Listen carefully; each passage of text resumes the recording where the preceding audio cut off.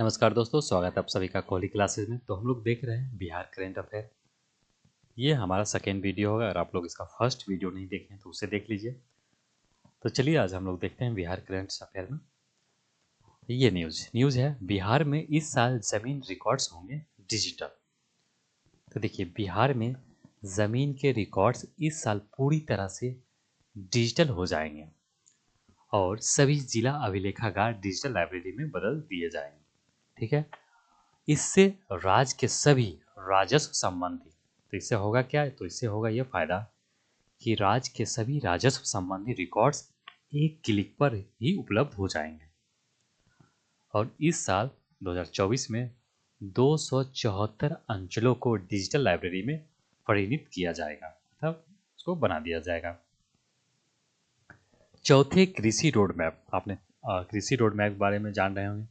तो टोटल 4 कृषि road map है, उसे हम लोग आगे भी देखेंगे। तो देखिए, चौथे कृषि रोड मैप में इस कार्य को इस साल पूरा करने का निर्णय लिया गया था और इसी पर इस साल 12 करोड़ 83 लाख रुपए खर्च होंगे। तो आपकी जो ज़मीन का जो रिकॉर्ड्स को डिजिटल करने को लेकर जो इस साल जो खर्च हो रहा है, कितना हो रहा है, 12 करोड़ 83 लाख। इससे पूर्व 260 अंचलों में डिजिटल लाइब्रेरी का काम पूरा किया जा चुका है।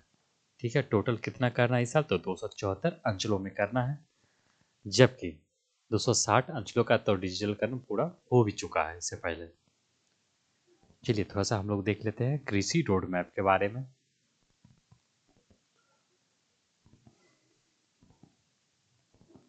तो देखिए, जो पहला कृषि रोड मैप आया था बिहार में, वो 2008 से लेकर 2012 था उसका टाइम पीरियड।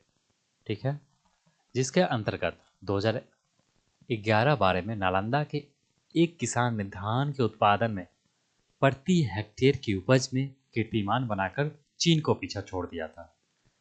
तो ये चौथा जो पहला कृषि रोड मैप था उसका वो परिणाम था, जिसमें आलू के उत्पादन में भी नालंदा के एक गांव ने वर्ल्ड रिकॉर्ड बनाया था।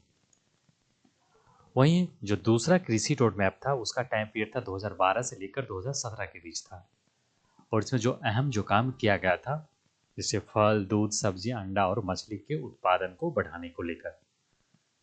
और तीसरा कृषि रोड मैप 2017 से 2022 रहा। ठीक है, चलिए आगे बढ़ते हैं। सेम इसी प्रकार जो 2023 में चौथा कृषि रोड मैप को लॉन्च किया गया था, उद्घाटन किया गया। इसके द्वारा द्रौपदी मुर्मू के द्वारा, राष्ट्रपति, उपराष्ट्रपति नहीं, राष्ट्रपति के द्वारा।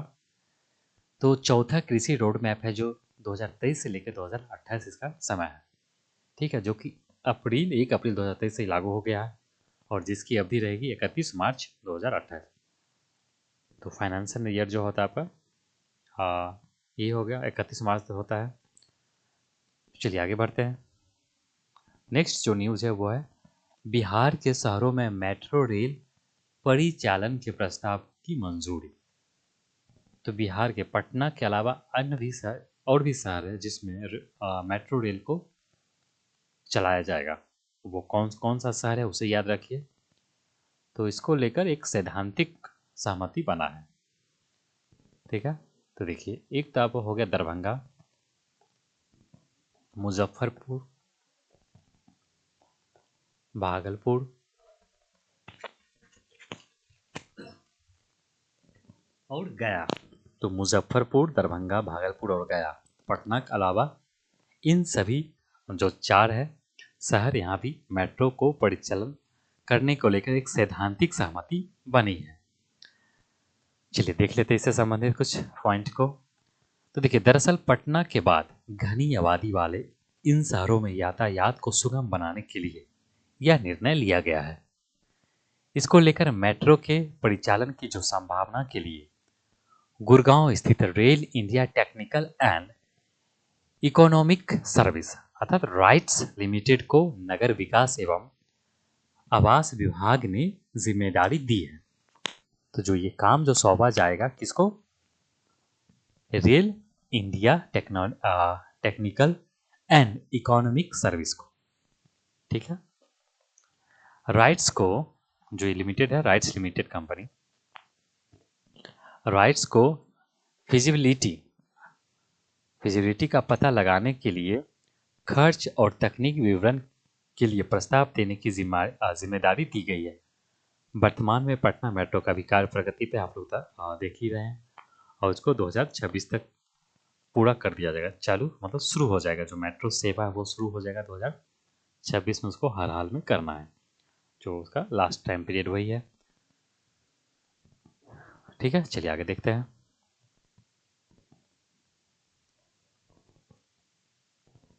नेक्स्ट न्यूज़ है हमारा, तो देखिए नेक्स्ट है, डॉक्टर रजनीकांत दुबई में एशिया बुक ऑफ रिकॉर्ड से सम्मानित किया गया। तो डॉक्टर रजनीश को दुबई में मिला है एशिया बुक ऑफ रिकॉर्ड्स। तो आरा भोजपुर के मशहूर चिकित्सक, फिजियोथेरेपिस्ट और कायरोप्रैक्टर जो डॉक्टर है रजनीकांत को हाल ही में दुबई में एशिया बुक ऑफ रिकॉर्ड से सम्मानित किया गया है। और जो यह सम्मान जो उनको मिला है कायरोप्रैक्टर पद्धति से, जो कायरोप्रैक्टर पद्धति से हजारों मरीजों को उन्होंने सफलतापूर्वक इलाज करने में योगदान दिया है, तो उत्कृष्ट कार्य किया है, उसी को लेकर ये सम्मान दिया गया है। कायरोप्रैक्टर क्या है, तो देखिए दवा के उपयोग के बिना, बिना दवाई के जो उपचार की यह पद्धति है, जिसके अंतर्गत कमर दर्द, पैरों का दर्द, नसों का दर्द, गैस्ट्रिक, सर दर्द, पीठ दर्द, अपच जैसी कई प्रकार की बीमारियों का सफल इलाज किया जा सकता है इस कायरोप्रैक्टर के द्वारा।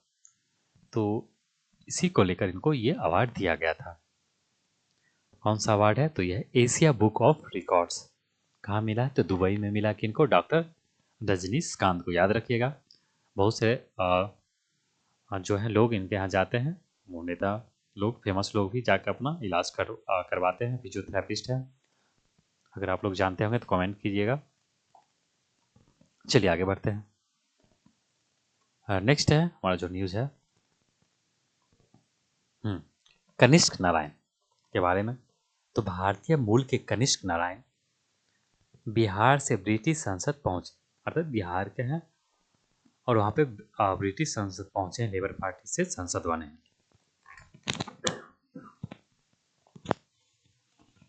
तो ब्रिटेन में हुए आम चुनाव, अभी ब्रिटेन में आम चुनाव हुआ था, जिसमें ऋषि सुनक की जो पार्टी थी वो उनको हार मिली।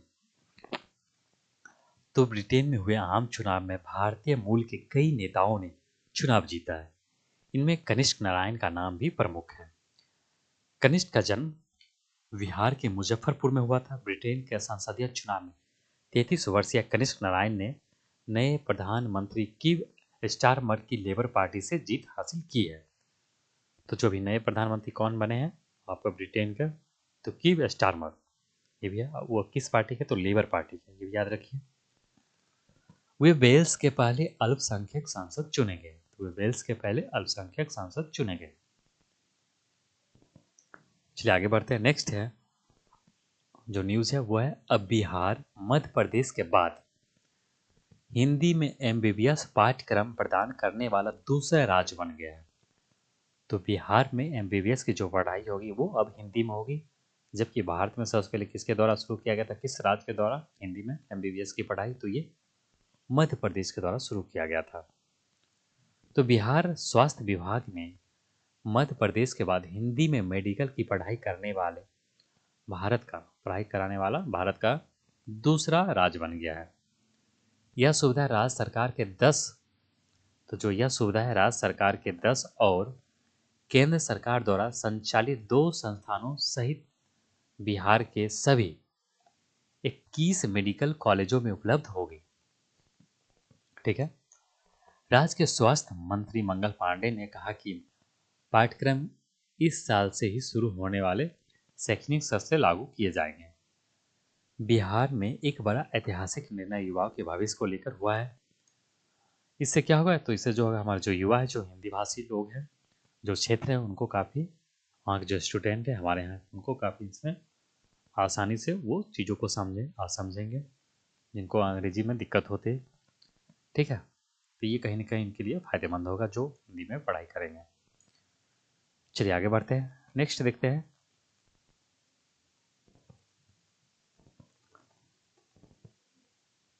मिथिलापुरी तीर्थ में विराजमान हुए 35 फुट ऊंची 3 भव्य प्रतिमाएं।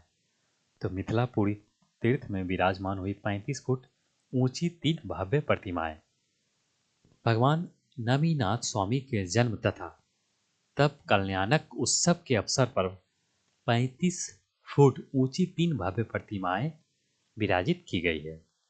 जैन धर्म के 19वें जो तीर्थकर थे तीर्थकर भगवान मल्लीनाथ। तो जैन धर्म के 19वें तीर्थंकर जो थे मल्लीनाथ तीर्थंकर, उनका नाम है मल्लीनाथ। और 21वें जो तीर्थंकर थे भगवान नमीनाथ। स्वामी की चार कल्याणक गर्भ जन्म तप एवं केवल ज्ञान से सुशोभित पावन तथा पौराणिक तीर्थ है। कहा ये मिथिलापुरी के बारे में बात कर रहा है। देख लीजिए इस टाइप के ये मूर्ति है, 3 मूर्ति। आगे बढ़ेंगे। नेक्स्ट है जो हमारा न्यूज़ वो है बिहार में बच्चों में सुधार के लिए शुरू किया गया मिशन दक्ष। तो मिशन दक्ष क्या है देख लेते हैं उसे। तो देखिए बिहार सरकार ने पढ़ने लिखने में कमजोर 25 लाख स्कूली बच्चों के शिक्षण स्तरों में सुधार के लिए 1 दिसंबर से मिशन दक्ष शुरू करने का निर्णय लिया है। तो देखिए ये जो मिशन दक्ष है कब आया था, एक मिनट। तो जो मिशन दक्ष है वो जब शिक्षा विभाग के अपर मुख्य सचिव जब के पाठक थे उसी समय ये लाया गया था, हालांकि वो चेंज हो चुके हैं। तो उन्होंने बताया कि मिशन दक्ष के तहत राज्य का जो शिक्षा विभाग ने शिक्षकों को कहा कि वह अधिकतम 5 छात्रों का समूह बनाएंगे और उनका मार्गदर्शन करेंगे।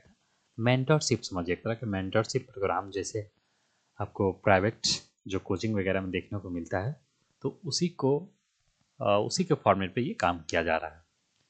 शिक्षकों को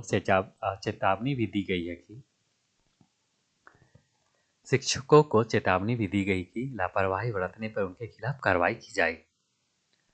शिक्षा विभाग के अपर मुख्य सचिव के पाठक ने 21 नवंबर को सभी जिलाधिकारियों को पत्र लिखा और उन्हें 1 दिसंबर से दैनिक आधार पर अपने क्षेत्रों में कार्यक्रम की प्रगति की निगरानी करने का अनुरोध किया है। पत्र में कहा गया है कि मिशन दक्ष के प्रभावी क्रियान्वयन के लिए जिलाधिकारियों की अध्यक्षता में जिलावार निगरानी समितियां बनाई जाएगी। ठीक है, चलिए आगे बढ़ते हैं। आप लोग बस इसे 1-2 बार रीड कर लीजिएगा तो कहीं ना कहीं आपको ये रिटन एग्जाम में यूपीएससी वगैरह में काम आ जाएगा, कुछ पॉइंट्स को कोट करने में, लिखने में, शिक्षा को सुधार करने को लेकर। चलिए आगे बढ़ते हैं। और जो नेक्स्ट हमारा करंट अफेयर न्यूज़ है वो है 112 सेवा इमरजेंसी कॉल हैंडलिंग के मामले में बिहार दूसरे नंबर पर। तो बिहार पुलिस की डायल 112 सेवा इमरजेंसी कॉल हैंडलिंग के मामले में अब देश में दूसरे नंबर पर पहुंच गई है। ठीक है, हालांकि जो इसकी शुरुआत है वो कब हुआ था, तो इसका शुरुआत हो गया था जुलाई 2022 में ही किया गया था। तो इमरजेंसी जो सेवा 112 है इसकी शुरुआत कब हो गया था, तो 2022 में, 2022 में किया गया था जुलाई, नीतीश कुमार के द्वारा, मुख्यमंत्री नीतीश कुमार के द्वारा।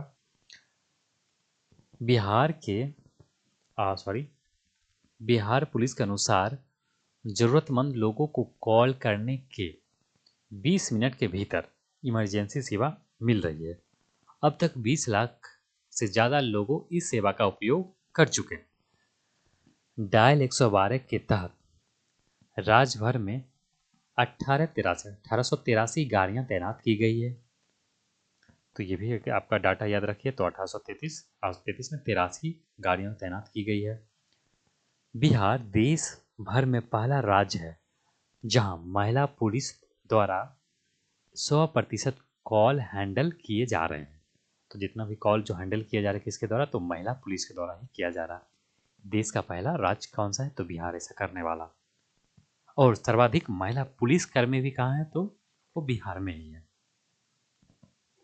चलिए आगे बढ़ते हैं।